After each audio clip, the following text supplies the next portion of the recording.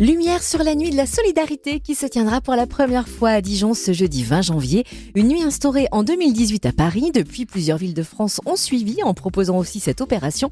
On découvre en quoi elle consiste et comment elle va se dérouler chez nous avec Antoine O'Haraud, adjoint en charge des solidarités et vice-président du Centre communal d'action sociale de Dijon. Bonjour. Bonjour. Alors quel est le principe de cette nuit de la solidarité ? Alors l'objectif il est double. L'objectif de la nuit de la solidarité, c'est de créer des équipes de volontaires qui sont des bénévoles dijonnais et des professionnels de l'action sociale pour aller à la rencontre des personnes sans abri qui dorment à la rue à Dijon. Notre objectif, c'est pas forcément de comptabiliser le nombre de personnes comme ça a pu être fait à Paris notamment, parce que ça, c'est des choses qu'on connaît, mais c'est plutôt d'aller discuter avec elles sur les freins qui les empêchent d'accéder aujourd'hui soit à un logement dans le cadre du logement d'abord, soit à de l'hébergement d'urgence, parce que on sait aujourd'hui qu'à Dijon, il y a une trentaine de personnes qui vivent à la rue, et donc l'objectif, c'est d'aller vraiment faire un travail qualitatif avec elles pour voir aujourd'hui quels sont les freins qui les empêchent d'accéder à l'hébergement d'urgence ou au logement d'abord. Alors, vous avez donc recherché des citoyens volontaires pour participer à cette action et je crois que vous avez été victime de votre succès. Exactement, on a fait un appel à la population dijonnaise pour participer à cette nuit de la solidarité et effectivement on a eu énormément de propositions de personnes volontaires, c'est une très bonne chose, ça montre que les Dijonnaises et les Dijonnais sont intéressés par le sujet et puis sont généreux et altruistes, donc c'est une très bonne chose. Donc aujourd'hui les binômes sont constitués, on n'a malheureusement même pas pu prendre tout le monde parce qu'on a eu beaucoup de volontaires, mais toutes les personnes qui sont portées volontaires seront bien sûr accompagnées et associées notamment au retour qu'on pourra faire de cette nuit de la solidarité et au débriefing. Alors cette nuit de la solidarité, elle aura lieu le 20 janvier. Concrètement, comment va-t-elle se dérouler ?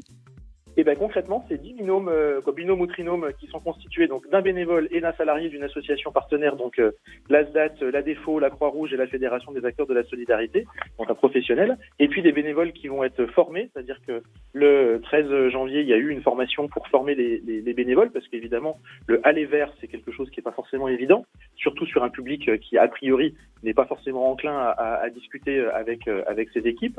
Et donc, c'est 10 binômes, 10 trinômes de bénévoles qui vont sillonner les rues dijonnaises pour aller à la rencontre des personnes qui vivent à la rue. On sait à peu près où sont les lieux où les gens dorment et donc on va aller à leur rencontre. Et puis, à la suite de ça, donc il y a un questionnaire qui est établi au niveau national. Que l'idée, c'est vraiment aussi de participer à une opération d'envergure nationale en lien avec la direction interministérielle de l'hébergement et de l'accès au logement.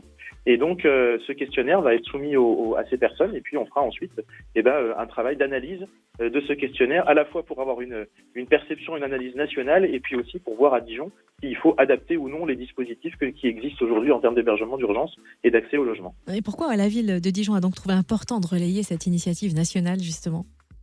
C'est important parce que ça participe de l'évolution de la politique publique générale en matière d'accès au logement. Dijon est très à la pointe sur le sujet, puisqu'on travaille avec les services de l'État depuis longtemps sur ces dispositifs, avec notamment depuis l'année dernière la mise en place du principe du logement d'abord, qui fait que pour les personnes qui se retrouvent à la rue, on a des dispositifs qui aujourd'hui font en sorte qu'ils puissent être sortis tout de suite de la rue pour ne pas qu'ils s'y installent et pour qu'ils puissent avoir accès à un logement avec ensuite tout l'accompagnement social qui doit être mis en place pour ces personnes et lutter ainsi contre le mal logement et le sans-abrisme. Mais c'était important qu'on puisse participer avec d'autres villes. Ça s'est fait à travers l'Union nationale des CCAS à laquelle on est adhérent, qui a fait appel à toutes les villes adhérentes pour pouvoir participer aux côtés de grandes villes comme Rennes, Metz, Grenoble, Toulouse, Montpellier, etc., pour avoir une vue globale d'ensemble en France de la situation du sans-abrisme et puis avec un zoom plus particulier sur la situation de Dijon et voir s'il faut adapter ou non les dispositifs qui existent. À dire quand même qu'aujourd'hui à Dijon, nous avons suffisamment de places d'hébergement d'urgence. Toutes les personnes qui sollicitent le 115 trouvent une solution aujourd'hui à Dijon, mais on sait qu'on a encore une trentaine de personnes qui, malgré ça, ne bénéficient pas de ces dispositifs d'urgence. Donc l'objectif, c'est vraiment d'aller voir avec elles pourquoi est-ce qu'elles ne rentrent pas dans ces dispositifs de réinsertion et d'hébergement d'urgence.